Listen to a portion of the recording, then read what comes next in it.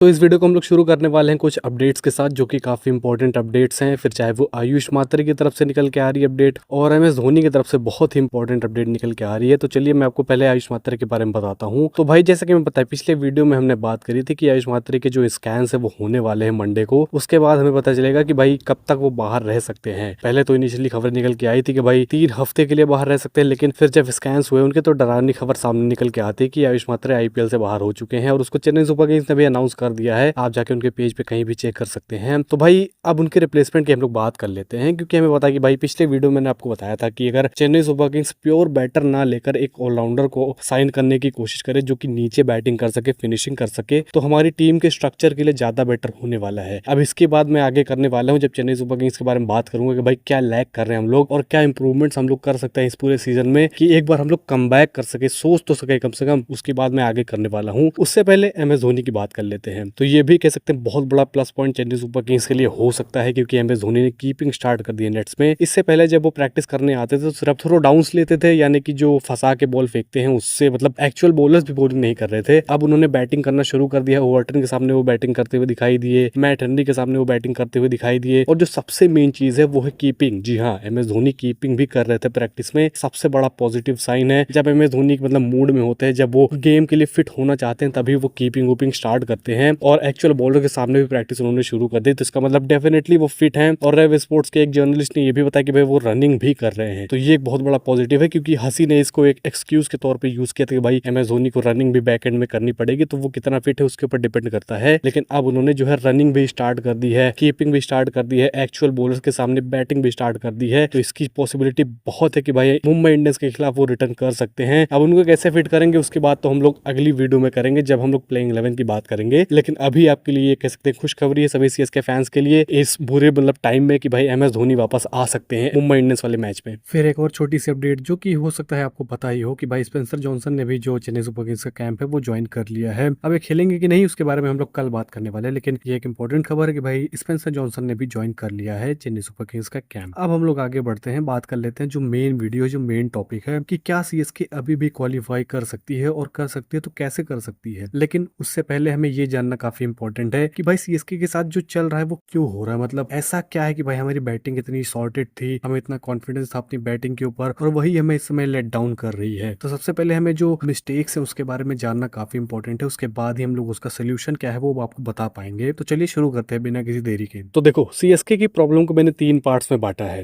2 minor problems है, एक major problems है, जो कि मिलके 3 प्रॉब्लम्स बनाती है। और जो 2 माइनर प्रॉब्लम्स है वो मतलब कहीं ना कहीं कनेक्टेड है जो मेजर प्रॉब्लम है, जो सबसे बड़ी प्रॉब्लम है। तो सबसे पहले हम लोग 2 माइनर प्रॉब्लम्स के बारे में बात कर लेते हैं। तो सबसे पहले हम लोग शुरू करते हैं जो ओपनिंग हमारी है, क्या वो हमें अभी भी वो रिजल्ट दे रही है जो हमें चाहिए। देखो, हमने देखा कि भाई संजू सैमसन ने फायर किया है, आयुष मात्रे जब तक थे टॉप 3 में उन्होंने फायर किया है, लेकिन ऋतुराज जो सबसे बड़ा कह सकते हैं, जिसके ऊपर सबसे ज्यादा विश्वास था सीएसके फैंस को, सीएसके टीम को, वही मतलब फायर नहीं कर रहे हैं, जो कि हमारे लिए बहुत बड़ा बैक पॉइंट है। और ये हमें सारे ही मैचेस में दिखाई दे रहा है कि भाई उनका चलना कितना इंपॉर्टेंट है टीम के लिए तो है ही, हालांकि जो फैंस है वो भी कितना डिसअपॉइंटेड है। अगर वो परफॉर्म नहीं करते तो टीम के ऊपर भी बुरा फर्क पड़ता है। जो यंगस्टर्स होते हैं वो क्या आपको देखकर सीखेंगे। तो बहुत सारी चीजें हैं, ऋतुराज गायकवाड़ को फायर करना ही होगा, वरना फिर हम ऐसे ही स्ट्रगल करते रहेंगे। देखो, ये तो ऋतुराज गायकवाड़ की बात होगी जो कि सबके सामने है, लेकिन आपको थोड़ा और डीप डाइव करना होगा इस पूरे सिचुएशन में, जो टॉप ऑर्डर की सिचुएशन है। संजू सैमसन की बात करते हैं। देखो, 2 मैचेस में संजू सैमसन ने फायर किया है, एक में शतक मारा था, एक में 48 रन बनाए थे, और चेन्नई सुपर किंग्स ने सिर्फ वही 2 मैचेस जीते हैं। तो इसका मतलब ये नहीं है कि भाई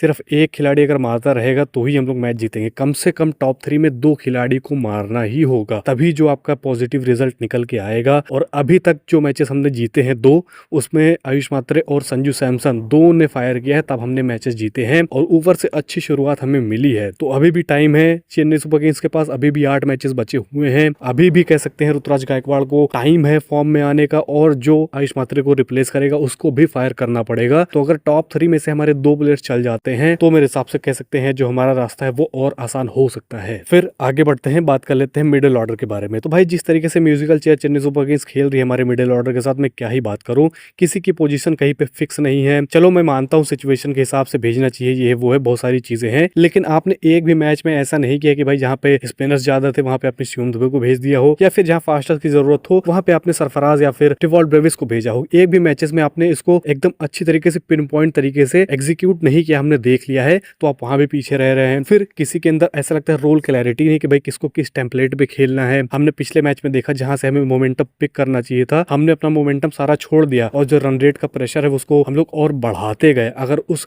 मोमेंटम को हम लोग कंटिन्यू करते, अगर किसी को रोल क्लैरिटी होती कि भाई आपको जाके ये करना है, तो डेफिनेटली हम लोग उस मैच को और आसानी से जीत सकते थे, जो हम लोग जीता जीता मैच हार गए। फिर जो सबसे बड़े कल्परिट है मिडिल ऑर्डर के, अगर मैं आपको ऑनेस्टली बताऊं तो वो है शिवम दुबे। जी हाँ, इनके ऊपर हम लोग बहुत ज्यादा डिपेंडेंट है और अगर ये फायर नहीं करेंगे तो भाई हमारा सीजन फिर से डाउनहिल ही जाने वाला है। और हमने एग्जांपल देख लिया बहुत सारे मैचेस में, क्योंकि इनके ऊपर बहुत ज्यादा डिपेंडेंट है। और इसीलिए मैं कह रहा हूँ कि चेन्नई सुपर किंग्स को म्यूजिकल चेयर खेलना बंद करना चाहिए। दुबे को भाई एक मिडिल में एक पोजीशन दे दीजिए जहाँ पे स्पिनर्स उनको दिखाई दें, और अगर वहां पे भी वो अच्छा नहीं करते हैं तो भाई प्लीज उनको बाहर करिए और हम लोग नहीं झेल पाएंगे। अब देखो, मैंने आपको इनिशियली एक चीज बताई थी, एक बात आपको बताई थी कि भाई ये जो दो मेन प्रॉब्लम्स हैं, मिडिल ऑर्डर हमारा धीमा हो जा रहा है, मोमेंटम नहीं कैरी कर रहा है, शिवम दुबे भी धीमा खेल रहे हैं, फिर ऋतुराज गायकवाड़ की तरफ से भी वही धीमापन दिखाई दे रहा है। तो भाई ये किस वजह से हो रहा है? और मैंने आपको बताया था कि भाई इसका जो मेन कनेक्शन है, वो जो सबसे बड़ी प्रॉब्लम चेन्नई सुपर किंग्स की, वो है डाउन द ऑर्डर हिटर की। जी हाँ, अगर आप अपनी टीम का कॉम्पोजिशन देखेंगे तो शिवम दुबे 6 नंबर पे आते हैं। उसके बाद आपके पास कौन है ऑप्शन बैटिंग करने के लिए? आप बताइए, मतलब आंखें खोल के आप बताइए, क्या आप जेमी ओवर्टन के ऊपर ट्रस्ट कर पाएंगे? क्या आप अकील हुसैन के ऊपर ट्रस्ट कर पाएंगे कि भाई वो बैट्समैन की तरह बैटिंग करके आपको दे? तो वही मैं कह रहा हूँ कि सबसे बड़ा जो कल्परेट है, जो सबसे बड़ा कह सकते हैं जो मिस्टेक है चेन्नई सुपर किंग्स का, वो है 7 नंबर पे एक ऐसा खिलाड़ी जो कि आपको ओवर्स भी दे सके और बैटिंग भी कर सके एज अ बैट्समैन, जिसके लिए हमने ऑब्वियसली प्रशांत वीर को साइन किया था। लेकिन आप देख रहे हैं कि भाई वो बॉलिंग नहीं कर रहे हैं, जो कि हमारे लिए सबसे बड़ा बैकफायर वाला पॉइंट बनते जा रहा है। और हमने देख लिया है, अगर मान लो हम लोग एक प्योर बैटर को लेकर आते हैं, मतलब प्रशांत वीर तो एज अ प्योर बैटर इस समय खेल रहे हैं, तब भी जो हमारा कह सकते हैं बैटिंग है वो तो चलो शॉर्ट हो जाएगा, ठीक है, 7 नंबर तक बैटिंग है, उसके बाद आपके पास ऑलराउंडर्स आ जाएंगे, चलो इसको हम लोग एक डिसेंट बैटिंग लाइनअप मार सकते हैं लेंथ के हिसाब से। लेकिन अगर हम लोग प्रशांत वीर को ऐसा प्योर बैटर लाते हैं तो जो हमारी बॉलिंग है वो शॉर्ट हो जाएगी। सिर्फ आपके पास 5 प्रॉपर बॉलिंग ऑप्शंस रहेंगे, उसके बाद छठा आपको शिवम दुबे को यूज करना पड़ेगा। तो यही जो बैलेंस क्रिएट होना चाहिए प्रशांत वीर के आने से, क्योंकि वो बॉलिंग और बैटिंग दोनों के लिए लाए गए थे, वही नहीं क्रिएट हो पा रहा है। अब देखो, शॉर्ट बैटिंग लाइनअप होने की वजह से, क्योंकि नंबर 6 तक बैटिंग लाइनअप है, वही जो सोच है वो जो मिडिल ऑर्डर में वो ट्रांसफर हो रही है कि भाई हमारी बैटिंग लाइनअप शॉर्ट है, तो क्यों ना हम लोग थोड़ा कंजर्वेटिव खेलें, क्यों ना हम लोग लंबी पारी अपनी बना कर खेलें, जिसकी वजह से उनके स्ट्राइक रेट में भी जो डेंट है वो पड़ रहा है। सेम चीज कैप्टन के ऊपर सबसे ज्यादा प्रेशर आता है कि भाई अगर हमारी बैटिंग जो है वो इतनी शॉर्ट है, अगर हम लोग उसको सही से एग्जीक्यूट नहीं कर पाए तो हम लोग ऑल आउट भी हो सकते हैं, हम लोग अच्छी सिचुएशन से हो सकता है मैच भी हार जाएं, जो कि पिछले मैच में हुआ। तो इसकी वजह से हो सकता है कैप्टन भी मतलब थोड़ा कंजर्वेटिव खेलने की कोशिश कर रहे हो। देखो, ये एक लॉजिकल एक्सप्लेनेशन है कि भाई बैटिंग शॉर्ट होने की वजह से जो कि मिडिल ऑर्डर में एक्सेलरेशन हमें चाहिए वो नहीं मिल रही है, और उसी की वजह से जो कि कैप्टन है, सबसे जिम्मेदार खिलाड़ी आप मान सकते हैं, हालांकि वो रोल तो नहीं निभा रहे इस समय, सबसे कह सकते हैं out of form out of touch वही दिखाई दे रहे, लेकिन फिर भी